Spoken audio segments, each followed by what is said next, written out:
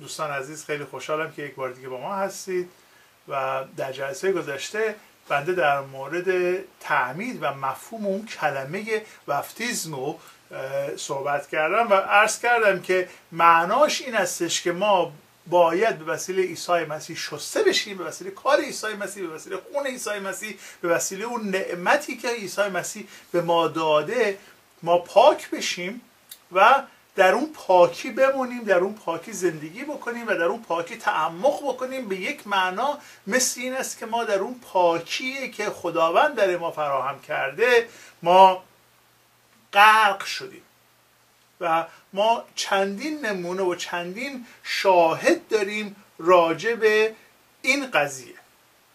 حالا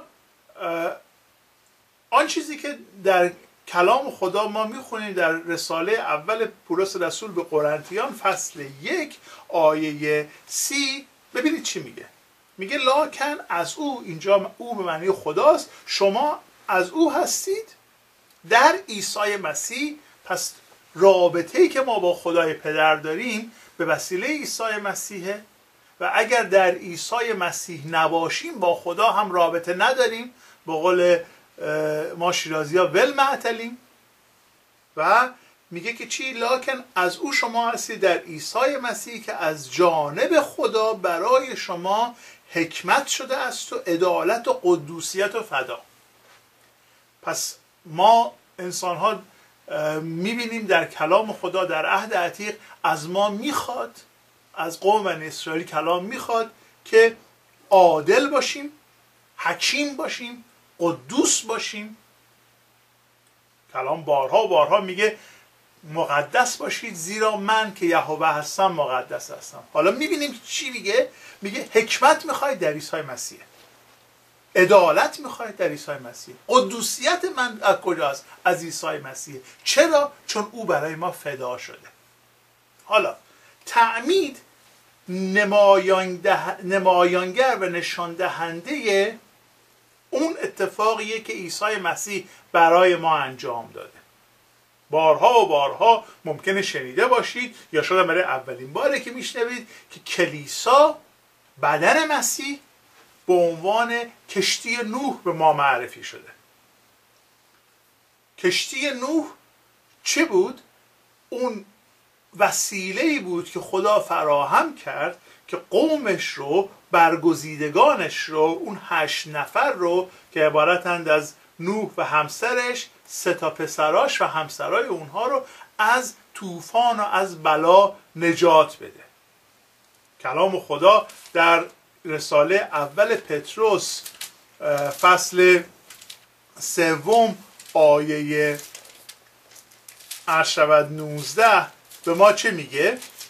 رساله اول پتروس فصل 3 آیه 19 میگه به آن روح نیز رفت و موعظه نمود به ارواحی که در زندان بودن. عیسی مسیح رو میگه در زمانی که فوت کرد بر روی صلیب و 3 روز در حاویه بود، در عالم اموات بود. ارواحی که در زندان بودن هم پیغام رو شنیدن. پس حتی آنهایی که قبل از مسیح دنیا آمدن هم عذری ندارن چون پیغام رو شنیدند، که سابقا نافرمانبردار بودن هنگامی که حلم خدا در ایام نوح انتظار میکشید.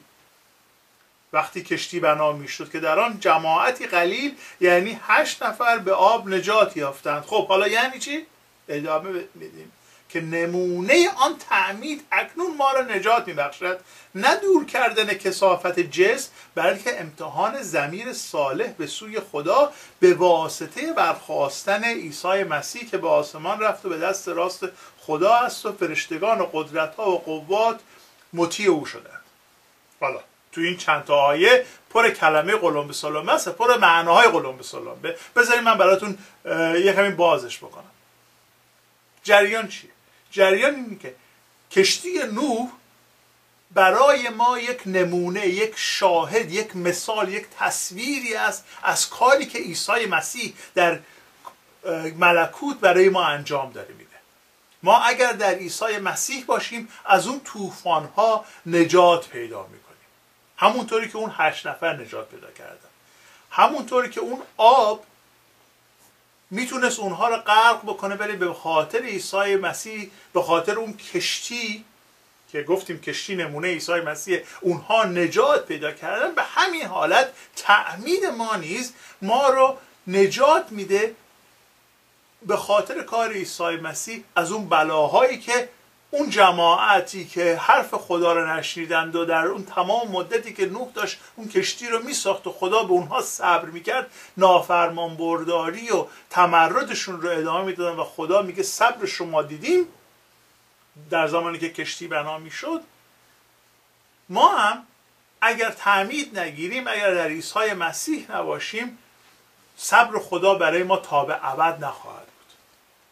ولی خدا راه فراری، راه گریزی، راه نجاتی فراهم کرده، یعنی بودن در عیسی مسیح و بودن در اون کشتی، یعنی کلیسا، یعنی عیسی مسیح، یعنی بدن مسیح، که ما از اون آب نجات پیدا بکنیم. پس آب برای ما بلا دیگه نیست، بلکه برای ما شفاست. حالا چه شفایی؟ نه دور کردن کثافت‌های جسم، بلکه امتحان ضمیر، امتحان وجدان صالح.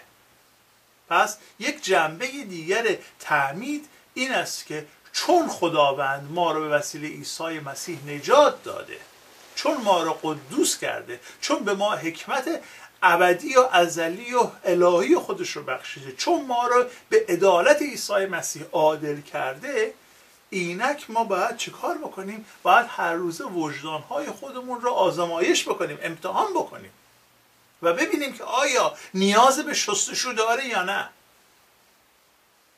تعمید صرفاً شستشوی بیرونی نیست، بلکه شستشوی درونی ما هستش.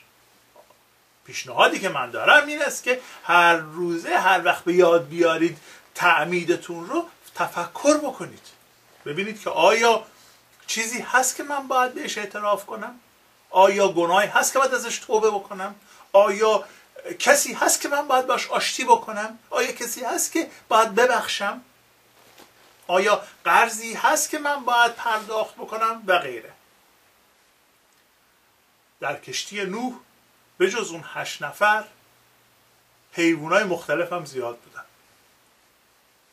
میگن که کلیسا کشتی نوحه، یعنی توش همه رقم جونوری شما میبینید. اون جونورا بو هم میدادن،